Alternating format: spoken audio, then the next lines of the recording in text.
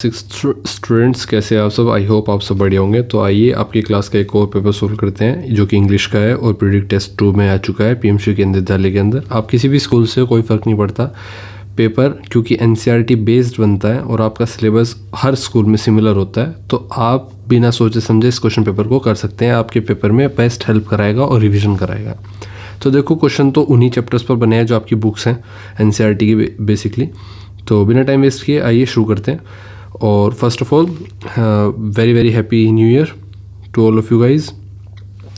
बाकी आप इस साल बड़े ही अच्छे काम करो और एक अच्छी आदत अपनाओ, नई पुराने साल की एक बुरी आदत को त्यागो और आगे बढ़ो, ठीक है। सेक्शन ए की तरफ बढ़ते हैं बिना टाइम वेस्ट किए। देखो, सेक्शन ए से पहले एक और छोटी सी चीज़, आपका 40 नंबर का मार्क्स पेपर होगा। क्योंकि पीटी 2 है तो कम नंबर का आएगा और 1.5 घंटा आपको मिलेगा। लेकिन इंपॉर्टेंट क्यों है? क्योंकि फाइनल एग्ज़ाम में ये सभी क्वेश्चंस आएंगे तो वो एक रिवीजन हो जाएगा। क्वेश्चन 1 पर आते हैं जो कि रीडिंग बेस्ड क्वेश्चंस है। Reading the following passage and answer the following question. तो chameleons can change the skin colour. तो बेसिकली कुछ बच्चे यहाँ पर सोच रहे होंगे सर ने, या वैसे तो मैं प्रेफर नहीं करता, आप मुझे सर बोलो, कमेंट्स में भी आप भैया कह के बात किया करो, ठीक है। तो काफ़ी बच्चों ने सोचा होगा भैया ने तो चमेलियंस बोल दिया, ये तो कमीलियन था। तो देखो, दोनों ही सही हैं, ठीक है। कुछ जगह पर ये कमीलियन बोला जाता है और कुछ जगह पर ये चमेलियन बोला जाता है। तो हम कमीलियंस ले लेते हैं। चलो, chameleon's can change their skin colour. आपने देखा होगा एक इस तरह का गिरगिट टाइप एक जीव होता है। अब मुझे नहीं पता हिंदी में इसको गिरगिटी कहते हैं या गिरगिट अलग होता है। तो ये एक टहनी पर इस तरह से बैठा रहता है और अपनी जीभ निकालता है बहुत लंबी, और इसकी ऐसे पूंछ मुड़ी रहती है और ये कलर बदल सकता है अपना, ठीक है। तो chameleons can change their skin colour but not because they choose to. इसलिए नहीं क्योंकि वो चाहते हैं। The chameleon changes colour to help it avoid its enemies. वो इसलिए बदलते हैं क्योंकि उनके एनिमीज़ से वो बच सकें। ऐसा ना हो कि एनिमीज़ जो उनके दुश्मन है वो उनको देख लें और उनको मार दें। तो इसलिए वो रंग बदल कर छुपते हैं, ठीक है। तो avoid its enemies, it's a form of camouflage, a disguise that allows it to blend in with its surroundings. The change is actually determined by environmental factors such as light and temperature. देखो, जब भी आप किसी passage को पढ़ते हो सबसे पहली अप्रोच क्या होनी चाहिए ये समझो। सबसे पहली अप्रोच होनी चाहिए, एक second,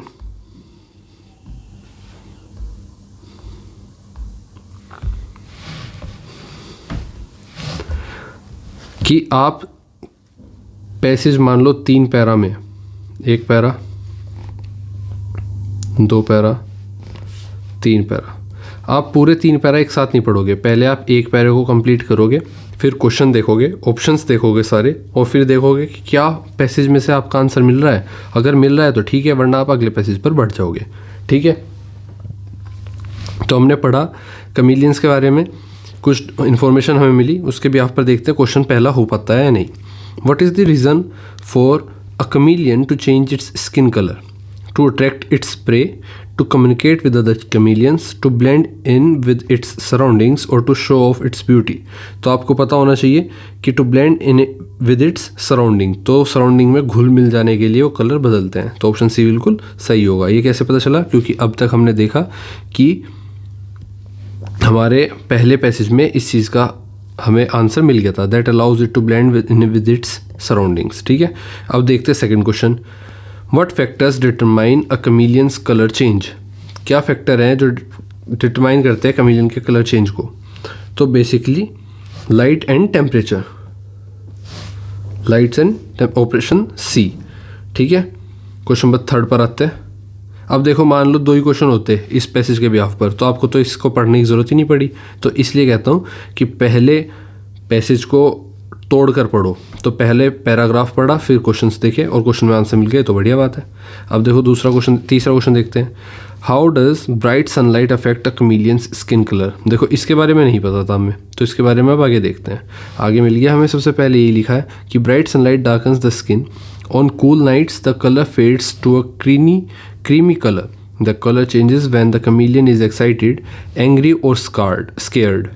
The color change is rapid and increase when the chameleon is handled, injured or approached by another chameleon. There are many types of chameleons. Almost half of them are found on the African island of Madagascar. Others occur mostly in the Sahara Desert, with a few in Western Asia and Southern Europe. Chameleons live in trees where they usually eat insects.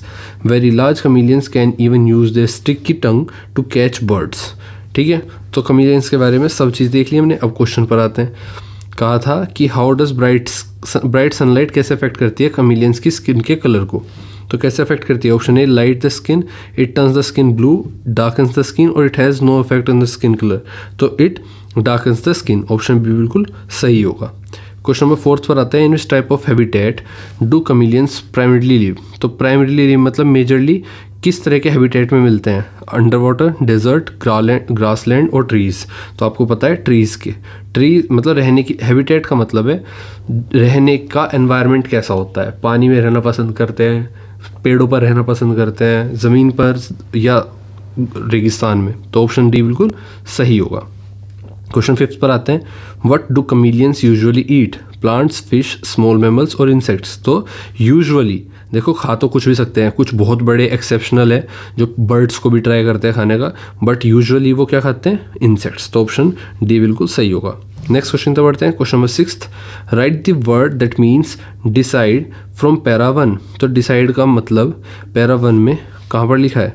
तो देखो, आपने देखा कि यहाँ पर change the skin because choose the chameleon change colour to avoid its enemies. It's a form of camouflage disguise that allows it to blend in with its surroundings. The change is actually determined by environmental factors. The change is actually, क्या कहा गया था मैं? Word decide. The change is actually decide by environmental factors such as, देखो determine को as a decide भी use कर सकते थे. ठीक है, determined आपका आंसर हो जाएगा पैरा 1 में. नेक्स्ट क्वेश्चन 7 है. Right the opposite of northern from para 2. तो आपको पता है नॉर्दर्न के अपोजिट क्या होता है भाई? Right the opposite of northern from para 2. 7 है. तो अपोजिट ऑफ नॉर्दर्न, एक सेकेंड, पैरा 2 में नॉर्दर्न लिखा है, सदर्न लिखा है. देखो, वेस्ट एशिया, सदर्न, नॉर्दर्न तो लिखा ही नहीं भाई. ये यहाँ पर एन लिख दिया एस की जगह. यहाँ पर क्या होना था? एस होना था. तो सदर्न था ये. सदर्न का ऑपोजिट होता है नॉर्दर्न. क्वेश्चन 8. स्टेट ट्रू और फॉल्स. सही और गलत बताना है. Very large chameleons are not able to use their sticky tongues to catch birds. ये फॉल्स है, क्योंकि वो लार्ज chameleons जो होते हैं वो ट्राई करते हैं अपनी स्टिकी टंग से बर्ड्स को कैच करने के लिए. ठीक है, सेक्शन बी की तरफ बढ़ते हैं. राइटिंग एंड ग्रामर आपके सामने. आपको पता है कि आपके सामने लेटर आ सकता है, आपके सामने एप्लीकेशन आ सकती है, डायरी एंट्री आ सकती है, आपके सामने नोटिस आ सकता है, आपके सामने ऐसे आ सकता है, आपके सामने आर्टिकल आ सकता है. ठीक है, तो ये सब चीज़ें आपके सामने आ सकती हैं. अब right a diary entry in 80 to 100 words about a memorable day of my life. ठीक है, memorable day of my life के बारे में 80 वर्ड्स में डायरी एंट्री करनी है. आपको डायरी एंट्री में सिंपल कुछ नहीं करना, डायरेक्ट सबसे पहले हेडिंग डेट डाल देंगे आप. तो अब एक चीज़ आप देखो, कॉमन सी चीज़ है, कभी ध्यान देना. डायरी एंट्री का मतलब ये तो नहीं है आप किसी को टीचर को दोगे डायरी या अपने घर में पेरेंट्स को दोगे डायरी. तो डायरी एंट्री का मतलब है आप पर्सनल अपने लिए कुछ चीज़ लिख रहे हो. तो इसका मेन मोटिव है कि आपको अपनी याद के लिए, अपनी डॉक्यूमेंटेशन के लिए, अपनी हॉबी के लिए डायरी एंट्री लिखना पसंद है. तो उसका मेन सोर्स क्या है? उसमें क्या चीज़ ज़रूरी है? डेट ज़रूरी है, डेट. हेडिंग ज़रूरी है जो इमोशंस बताती है किस बारे में हेडिंग है. फिर प्लेस ज़रूरी है. ठीक है, और इसके बाद डियर डायरी से आप स्टार्ट कर सकते हैं.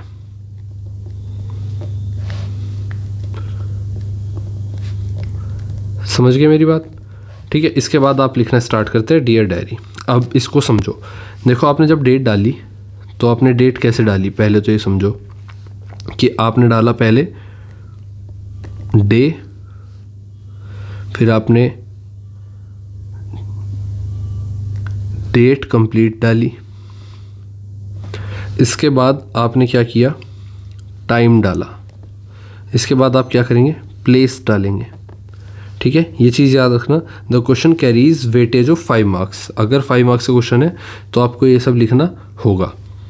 अब 3 चीज़ हमने यहाँ पर नोटिस की। इसके बाद हम देखते हैं एक लाइन छोड़कर यहाँ पर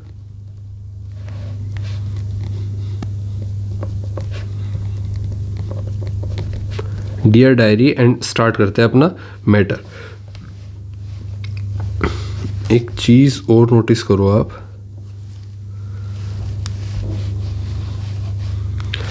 मैं ऐसे लिख देता हूँ कि आप स्क्रीनशॉट ले पाओ और बाद में भी आप के काम आ जाए। तो सबसे पहले मान लीजिए वेडनेसडे आज और कोई भी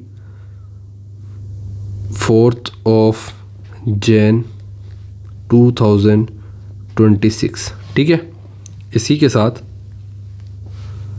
आपने नीचे लिखा 6 AM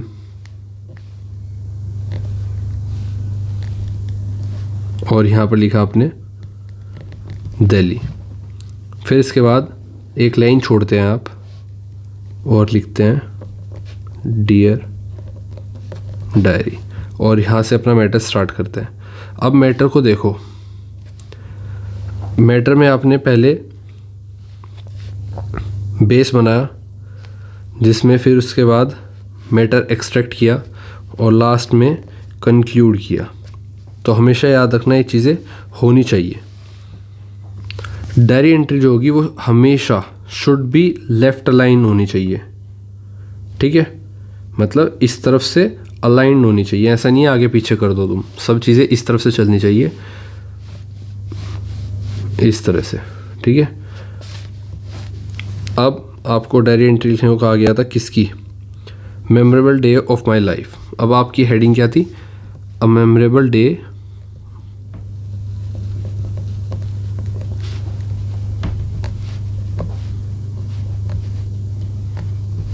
ठीक है। अब जैसे कि तो ये आपकी डायरी एंट्री हो गई। डायरी एंट्री में आपने एक चीज़ देखा कि सब चीज़ें लेफ़्ट अलाइंड है, इस तरफ को अलाइंड है, ऊपर से लेकर नीचे तक एक सीध में है। ठीक है, दूसरी चीज़ कि आपने पहले क्या लिखा, आपने डे लिखा, डेट लिखी, डेट, डे, टाइम, प्लेस और डियर से शुरुआत करके अपना मैटर लिखना स्टार्ट किया। फिर इसी के साथ नेक्स्ट क्वेश्चन आपको कहता है और पार्ट में 5 नंबर का ये है, इसमें आप एप्लीकेशन लिखने को कहा जाता है। देखो एप्लीकेशन में भी क्या ज़रूरी है, write an application to the principal of your school asking for 3 days leave, sick leave. तो आप बीमार पड़ गए हो और 3 दिन के लिए आपको सिक लीव लिखनी है, सिक लीव के लिए एप्लीकेशन लिखनी है। तो एप्लीकेशन लिखने का एक फॉर्मेट होता है, इस फॉर्मेट को समझो। पहले आप टू लिखते हैं, फिर आप द प्रिंसिपल एंड स्कूल का नाम। तो ये एक फॉर्मेट का एक पार्ट हो गया। ठीक है, अब ये एक चीज़ हो गई। दूसरा फिर सब्जेक्ट लिखते हो आप, एप्लीकेशन फॉर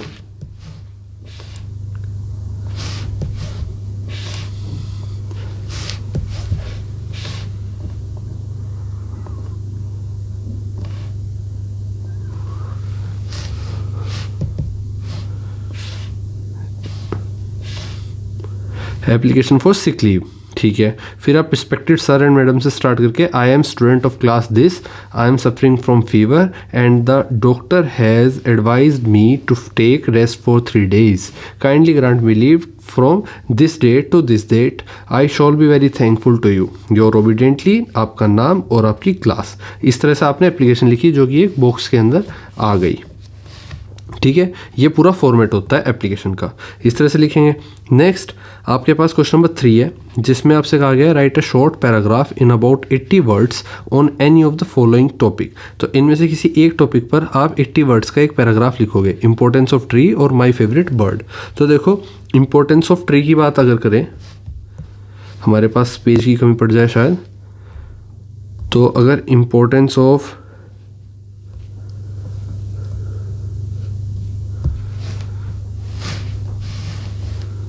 हाँ यहाँ पे लिखते हैं शॉर्ट पैराग्राफ, जिसमें कहा गया ट्रीज आर वेरी।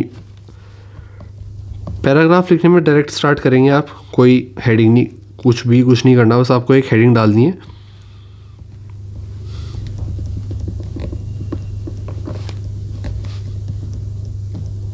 ठीक है, बस इसके बाद आप शुरुआत पैराग्राफ की कर सकते हैं। तो ट्रीज आर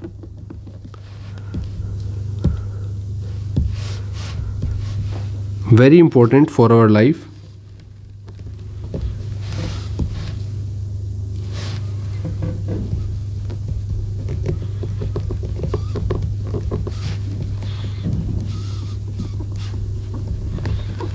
ठीक है, एक चीज clear, they give us oxygen and keep air clean. Trees provide food, shade, छाँव देते हैं हमें, एंड शेल्टर, और पनाह देते हैं, कई लोग पेड़ों के नीचे रहते हैं, किसको, बर्ड्स को एंड एनिमल्स को। They help in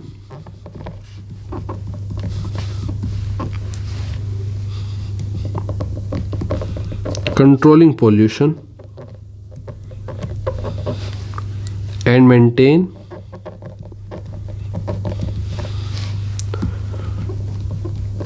balance in nature.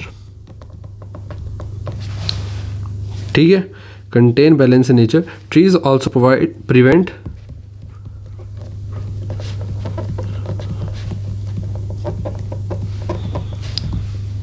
Soil erosion. अगर ट्रीज़ नहीं होंगे तो मिट्टी इस तरफ से उस तरफ चली जाएगी और सॉइल इरोज होके रेगिस्तान ही हो जाएगा हर जगह पर। Soil erosion and reduce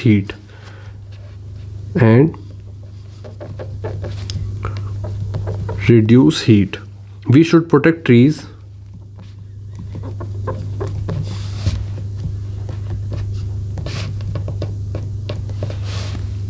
and plant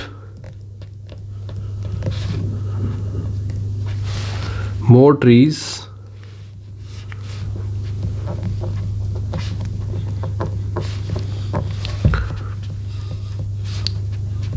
to save our environment। ठीक है, ये आपका पैराग्राफ हो गया।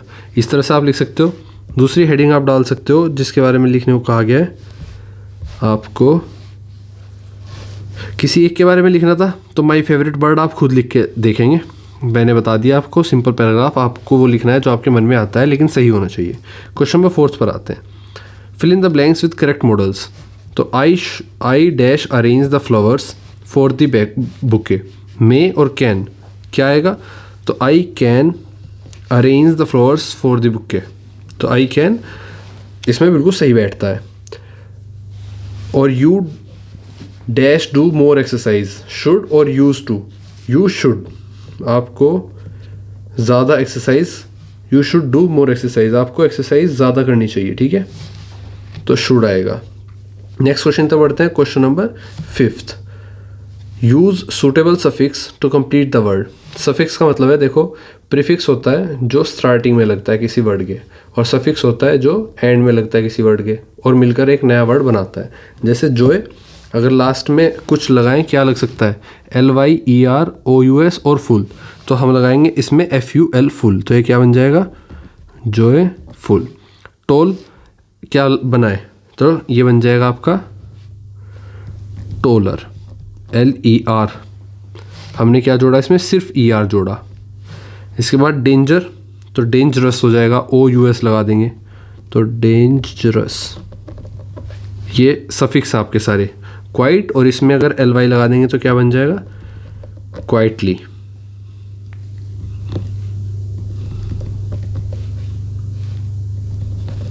ठीक है, नेक्स्ट क्वेश्चन की तरफ बढ़ते हैं। Question number 6। Rearrange the following words and make meaningful sentence.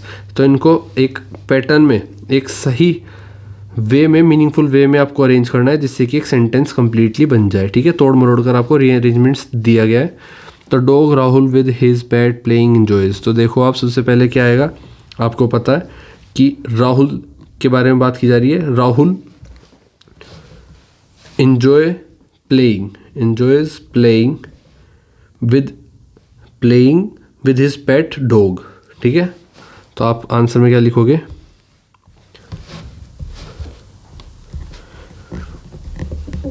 Rahul enjoys playing with his pet dog। तो ऐसा क्यों हुआ ये भी देख लेते हैं। देखो, आप हमेशा याद रखो कि हमने जो भी रीअरेंजमेंट के क्वेश्चन में तोड़ मरोड़ कर सीधा लिखा है, ये सीधा आप कैसे लिख पाओगे? देखो, राहुल यहाँ पर सब्जेक्ट है, ठीक है। राहुल अगर सब्जेक्ट है तो आप देखो वर्ब क्या है। वर्ब मतलब क्या कर रहा है Rahul? With his pet playing dog. तो इंजॉयज प्लेइंग, ये दोनों बेसिकली वर्ब हो सकती है। तो इंजॉय वर्ब है, इंजॉयज प्लेइंग विद, तो वर्ब इंजॉयज प्लेइंग। एक्शन है आपका प्लेइंग। इसके बाद ऑब्जेक्ट है आपका विद हिज पेट डॉग। ठीक है, ये डॉग हो गया ऑब्जेक्ट। तो विद हिज इसके साथ जुड़कर क्या बनेगा? Rahul enjoys playing his. इसी तरह से दूसरा देखेंगे बी। तो यहाँ पर क्या है? Brother and wants be my astronaut to.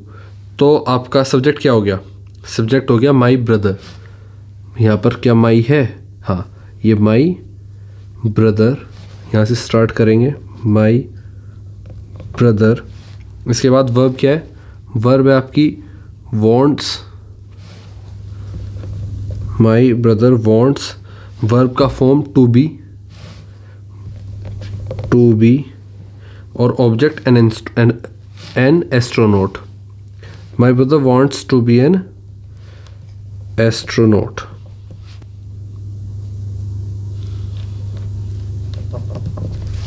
सी पर आते हैं। कवर जज its don't by a book. तो डोंट, ये आपको पता है स्टेटमेंट है एक। तो ये क्या कहलाएगा? मतलब एक तरह से इंग्लिश में जो नेगेटिव सेंटेंस होता है अक्सर डोंट से शुरू होता है, ठीक है। और ये एक फेमस सेइंग है, मतलब एक कहावत है। तो डोंट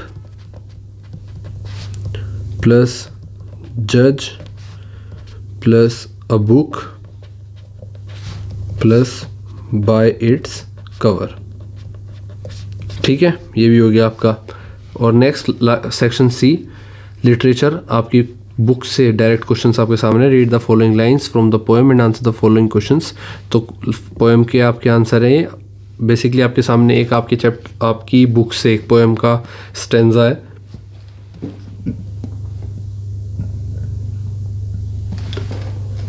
दो लाइंस हैं basically. I thought the world was made of straw and nestled by my mother. तो यहाँ पर आप देखो कि आपकी जो पोएम है उसके बारे में बात हो रही है।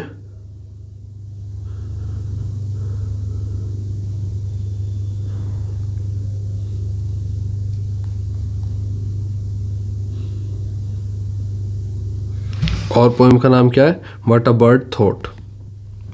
व्हाट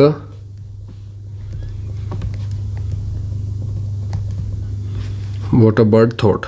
ठीक है, पहला क्वेश्चन है who lived in the nest along with the baby bird. तो कौन रहता था? पूछा गया है कि बेबी बर्ड के साथ नेस्ट में कौन रहता था। तो पोएम में बेबी बर्ड अपनी मदर के साथ नेस्ट में रहता है। तो बेबी बर्ड के साथ नेस्ट में कौन रहता है? उसकी मदर रहती है। तो आंसर होगा the birds mother. The birds mother lived in the nest with the baby bird। ठीक है, next question, which word tells us that the baby bird was warm and comfortable. तो कौन सा वर्ड ऐसा है जो हमें बताता है कि बेबी बर्ड जो है वो वार्म एंड कंफर्टेबल फील कर रहा है? तो नेस्ल्ड वर्ड जो है, नेस्ल्ड वर्ड बताता है कि बर्ड आराम से सेफ और वार्म महसूस कर रहा है। ठीक है, क्वेश्चन नंबर 3 आपके सामने। फर्स्ट क्वेश्चन फिर से आ गया। The birds mother lived in the nest with her baby bird. The birds mother lived in a nest with her baby bird, its nest was made of straw. तो basically आपको बताना है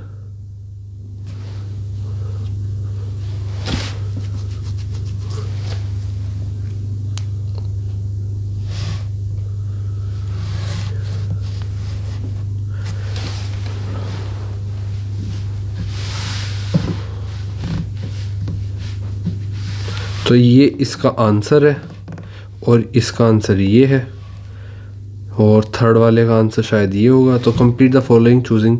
देखो अब आगे बढ़ते हैं, ये शायद बाय मिस्टेक हो गया। नेक्स्ट क्वेश्चन है complete the following by choosing the correct option.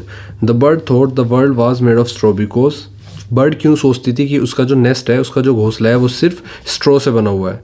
ये इसलिए क्योंकि बेबी बर्ड ने सिर्फ अपना नेस्ट देखा था जो स्ट्रॉ का बना हुआ था, इसलिए उसे लगता था पूरी दुनिया वैसी ही है। तो bird thought that the world was made of straw. तो इसको लिखेंगे because it's nest was made of, because it's nest was made of straw. ये इसका आंसर है, ठीक है, ये इसका आंसर है।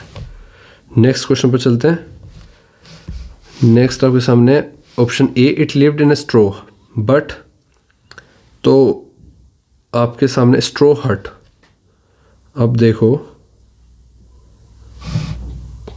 आपके सामने who is the speaker in the poem, its nest was made of straw. ये फिर से mother fed straw to it, there was straw all around. I think these are the answers of previous questions. ठीक है, इस paper में शायद कुछ problem आ रही है तो इन चारों पॉइंट्स को छोड़ दो। क्वेश्चन नंबर 4 पर आता है who is the speaker in the poem what a bird thought. तो स्पीकर कौन है इस पोएम में? व्हाट अ बर्ड थॉट में आपको पता है बेबी बर्ड। तो पोएम में जो आई बोल रहा है वह कौन है ये बताना होता है कि मतलब किसके पर्सपेक्टिव से पोएम सुनाई जा रही है। तो पोएम बेबी बर्ड के थॉट्स बताए गए हैं, इसलिए स्पीकर्स बर्ड है। तो बेबी बर्ड आपका इसका आंसर होगा, ठीक है। और यहाँ पर देखो ऑप्शन डी बिल्कुल सही है। क्वेश्चन नंबर 8 पर आता है आंसर द फॉलोइंग क्वेश्चंस। पहला क्वेश्चन है how did Surya's attitude differ from Prabhat. तो प्रभात से सूर्य का एटीट्यूड डिफरेंट क्यों था? तो आंसर फर्स्ट, तो सूर्य का एटीट्यूड प्रभात से डिफरेंट इसलिए था क्योंकि सूर्य हेल्पिंग नेचर का था और पीपल विलिंगली करता था, और प्रभात पहले कंफ्यूज और सरप्राइज रहता था, इसलिए वो दोनों अलग थे। तो सूर्य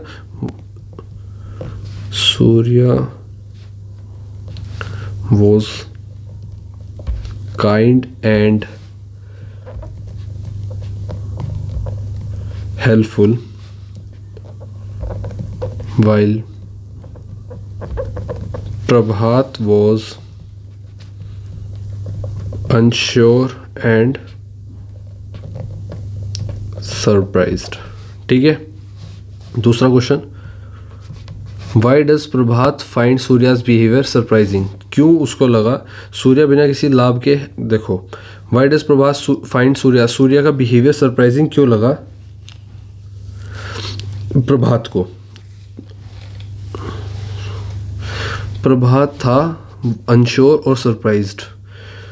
Y does Prabhat find Surya's behaviour surprising. तो सूर्य बिना किसी लाभ के हेल्प करता है, यही बात प्रभात को अजीब लगती थी, इसीलिए वो सरप्राइज था सूर्य के प्रति। तो बिकॉज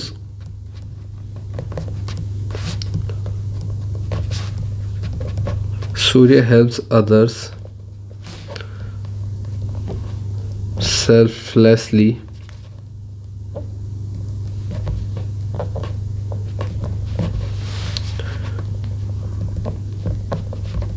विदाउट एक्सपेक्टिंग एनीथिंग,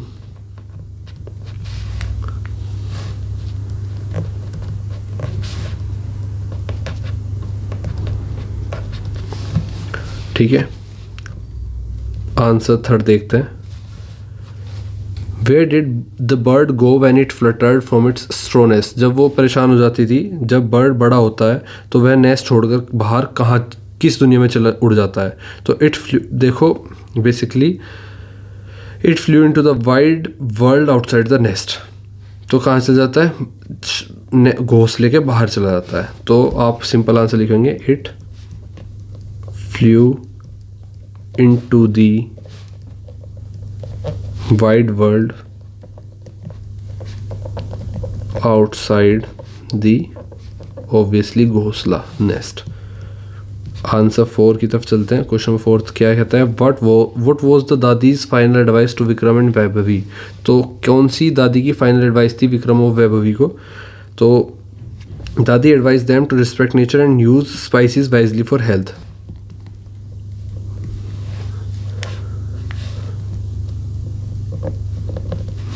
दादी advised them to respect nature and use spices wisely for health। ठीक है, और क्वेश्चन नंबर 5 पर चलते हैं। 5th क्वेश्चन पूछता है, why do you think we should know about the healing properties of spices. क्यों तुम्हें लगता है हमें जानना चाहिए हीलिंग प्रॉपर्टी के बारे में स्पाइसेस के। तो स्पाइसेस नेचुरल मेडिसिन की तरह काम करते हैं और हेल्थ इंप्रूव करते हैं, इसलिए हमें उनके बारे में जानना चाहिए। Because spices help cure illnesses naturally and keep us healthy। और क्वेश्चन नंबर 6 की तरफ बढ़ते हैं। पूछता है कि कंप्लीट द सेंटेंस सुटेबली। इस सेंटेंस को सुटेबली कंप्लीट करो। The childrens feet are aching because childrens feet. तो फीट एकिंग का रीज़न लॉन्ग वॉकिंग होता है, इसलिए उसके जो पैर थे वो दर्द करने लगे। तो they walked for a long distance because they walked for a long distance. ठीक है, ये आपका आंसर हुआ। आई होप आपको समझ में आया होगा, और अगर आपको समझ में नहीं आया तो आई होप कि आप एक बार और देखोगे वीडियो तो आपको कंप्लीटली आ जाएगा। इसका स्क्रीनशॉट लेके आप पूरी प्रैक्टिस कर सकते हो। मिलते हैं आपसे आपकी क्लास के नेक्स्ट क्वेश्चन पेपर को सोल्व करते हुए। और अगर आपको ये पीडीएफ चाहिए तो आप मेंबरशिप ज्वाइन कर लो। आपको अपने हर सब्जेक्ट की पीडीएफ क्वेश्चन पेपर के साथ सॉल्यूशन के साथ मिल जाएगी। ठीक है, तो मेंबरशिप वाले बच्चे तो ले ही लेते हैं, बाकी जिन्होंने नहीं ली वो ले सकते हैं। मिलते हैं आपसे, बाकी all the best for your exams and happy new year once again. Okay bye बच्चों, थैंक यू।